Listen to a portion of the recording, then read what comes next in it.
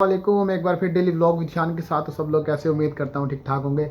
अच्छा, आज मैं आपको बताऊंगा कि तंदूर का बिज़नेस आप कैसे कर सकते हैं दुबई में, और उसके लिए किन चीज़ों की ज़रूरत होती है और कितने पैसे आपके लग जाते हैं और इसमें कितने वीज़े आपको मिल सकते हैं। ठीक है, देखें, यूएई में तंदूर का बिज़नेस जो है वो बेकरी के नाम से जाना जाता है। वो आपका बेकरी का आएगा, जो लाइसेंस होगा वो बेकरी का और लाइसेंस होगा। ठीक है, उसके अंदर आप तंदूर का काम करेंगे।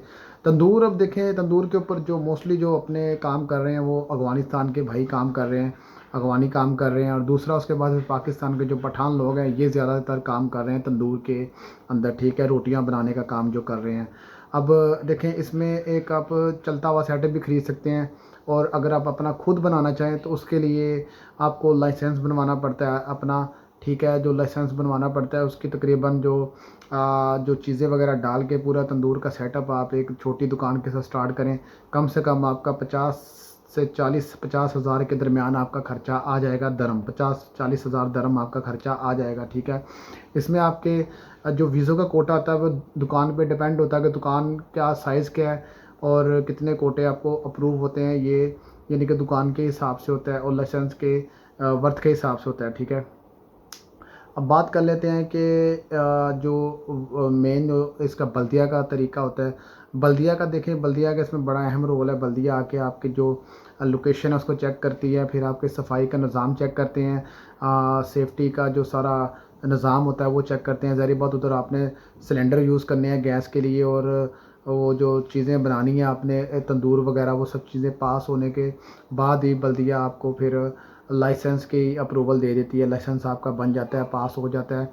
ठीक है, इस तरह ये सब देखें, यूएई में जो भी आप बिज़नेस करते हैं, जो भी काम आप स्टार्ट करते हैं उसके लिए एक तरीके कार है, लाइसेंस लेना पड़ता है। लाइसेंस लेने के बाद फिर जो शॉप्स वगैरह होती है, दुकान होती हैं, वो बल्दिया वाले आके चेक करते हैं, उसमें फ़र्स्ट एड का सामान चेक करते हैं, सेफ्टी का सामान चेक करते हैं, सेफ्टी की चीज़ें चेक करते हैं। जैसे वो आग बुझाने के लिए फायर ब्रिगेड का जो होता है वो सामान पड़ा होता है वो चेक करते हैं, फ़र्स्ट एड का चेक करते हैं। उसके अलावा फिर और ठीक है, और ये सब चीज़ें देखने के बाद ही बल्दिया भी अप्रूवल देती है लाइसेंस के लिए, और आपकी वो पूरे डॉक्यूमेंट्स आपके रेडी होते हैं। उसके बाद आप फिर अपना बिज़नेस स्टार्ट कर लेते हैं। ठीक है, बिज़नेस देखें, स्टार्ट करने के लिए कुछ भी यानी कि आपको पहले मैंने बता दिया इतना खर्चा आपका आ जाएगा एक तंदूर, एक बेकरी स्टार्ट करने के लिए।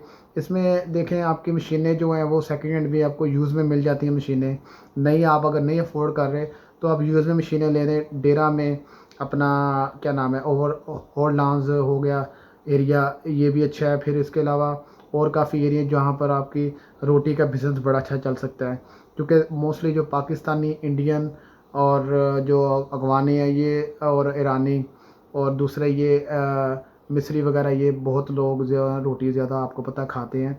तो इसलिए रोटी का जो बिज़नेस है ये इन एरियो में बहुत अच्छा चलता है।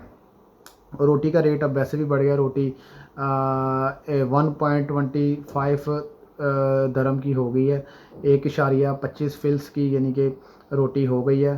तो रोटी का बिज़नेस जो वो मेहनत पे डिपेंड है, आप कितनी मेहनत कर रहे हैं उसी उसी का आप फल पाएंगे। ठीक है, अब इसमें बात कर लेते हैं कि आपको जो लोकेशन है वो बड़ी मैटर करती है कि आपकी किस लोकेशन पे आपने बेकरी तंदूर अपना बनाया है। देखिए, लोकेशन जो है वो महंगी से महंगी भी मिल जाती है और कम से सस्ती से सस्ती भी मिल जाती है, कम प्राइस वाली।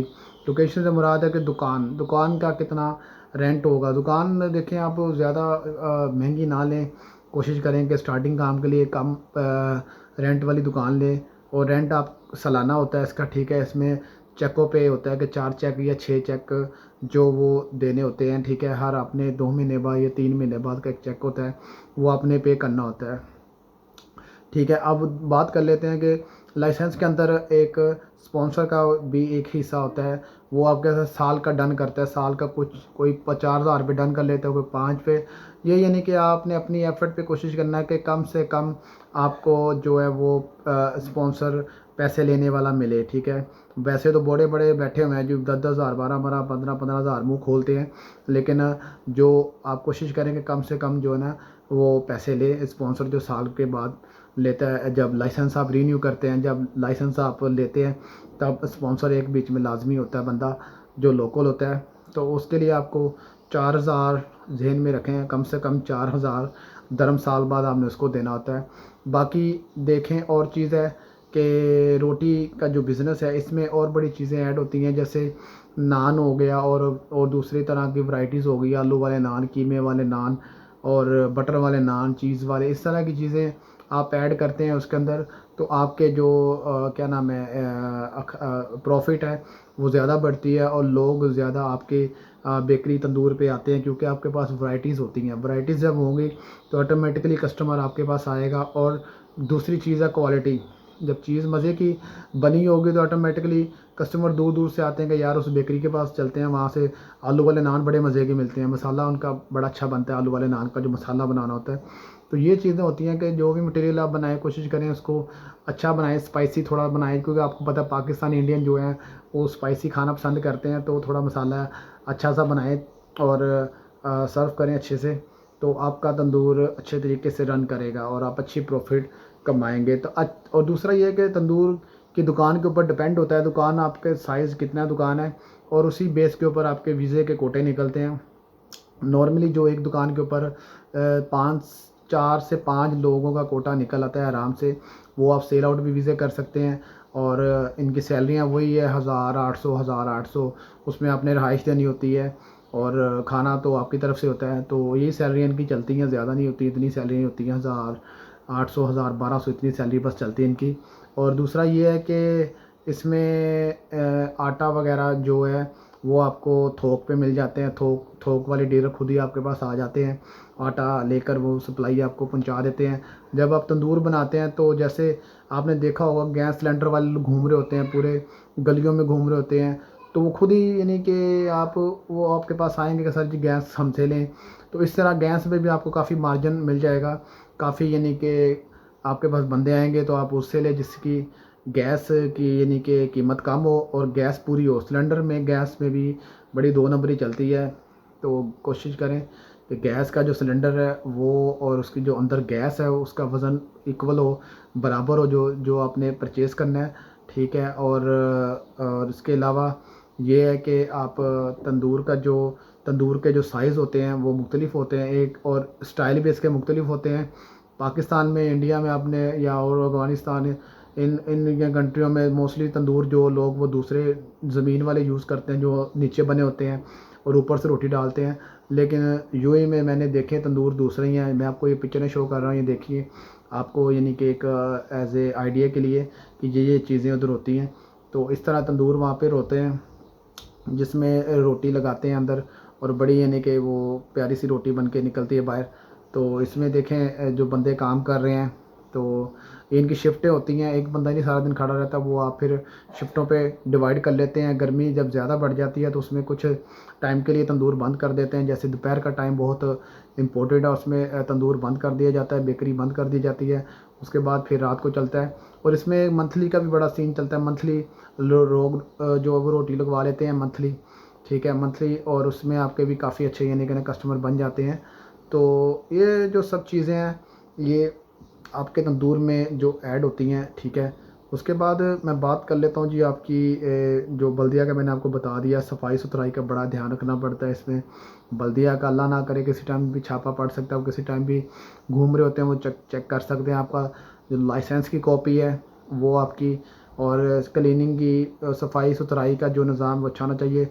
कॉपी आपकी जो वो मेंशन होगी दीवार के ऊपर फ्रेम करके आप लगाएंगे उसको, वैलिड कॉपी, ताकि जो भी कानूनी गवर्नमेंट का बंदा है वो आके उस कॉपी को देख सके कि आपका वैलिड लाइसेंस है, वीज़े सबके ओके हैं और हर चीज़ आपकी सफाई सुथराई सब ओके है।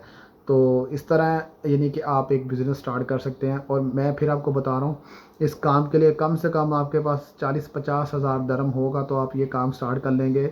बाकी आप ये ना सोचें कि 10,000 में भी आप काम स्टार्ट कर सकते हैं, इस तरह नहीं है, क्योंकि कुछ चीज़ें परचेज़ करनी होती हैं, आटा बनाने वाली मशीन, जो यानी कि आटा गूंदने वाली मशीन सॉरी, और फिर उसके बाद बंदे चाहिए, लेबर आपके पास होगी तो आप आगे काम करेंगे। आटा फिर वो पेड़े बनाने होते हैं, फिर उसके बाद रोटियों को बेलना होता है, लगाने वाला बंदा चाहिए। फिर इसमें होम डिलीवरी का भी सीन चलता है, ठीक है। होम डिलीवरी का जो घरों में मैंने आपको बताया रोटी लगवाई थी लोगों ने, उनको सप्लाई देनी होती है। तो इस तरह आपका एक पूरा यानी कि 7-8 बंदों का पूरा पैकेज होगा। और वीज़े आपके जो निकलेंगे, कोटे निकलेंगे, वो आप सेल आउट भी कर सकते हैं, जो यानी कि बंदे आपके पास आएंगे लेबर आएंगे तो उनको आप फ्री भी बुला सकते हैं, वो आप पे डिपेंड है कि आप कैसे बुलाना चाह रहे हैं। स्टार्टिंग में खर्चा आएगा, लेकिन वक्त जब आप थोड़ा सा टाइम वहाँ पे स्पेंड करेंगे तो आपके अखराजात ऑटोमेटिकली वो सब पूरे हो जाएंगे और आपको फिर प्रॉफिट आना शुरू हो जाएगी। स्टार्टिंग कहीं भी आप कोई भी काम शुरू कर लें, कैफेटेरिया का हो गया, बेकरी का हो गया, होटल का हो गया, कोई भी आप दुनिया में काम स्टार्ट कर लें तो आपके स्टार्टिंग में अखराजात आएंगे, पैसे लगेंगे और महीना 2 महीने आपके रनिंग में आने में लग जाते हैं, रनिंग में काम आने में लग जाते हैं। ठीक है, ये बात मेरी आप जहन में बिठा लें। कोई भी काम ऐसे नहीं कि आप कल ही स्टार्ट करें और जादू हो जाए और एकदम वो काम स्टार्ट हो जाए, इस तरह नहीं होता। ठीक है, तो बाकी ये है कि आप कोई और यानी कि सवाल पूछना हो तो आप मुझे मैसेज कर सकते हैं, कमेंट्स कर सकते हैं। तो इंशाल्लाह उम्मीद है इस वीडियो से आपको ज़रूर फ़ायदा होगा और मिलते हैं एक और नई वीडियो के साथ। अल्लाह।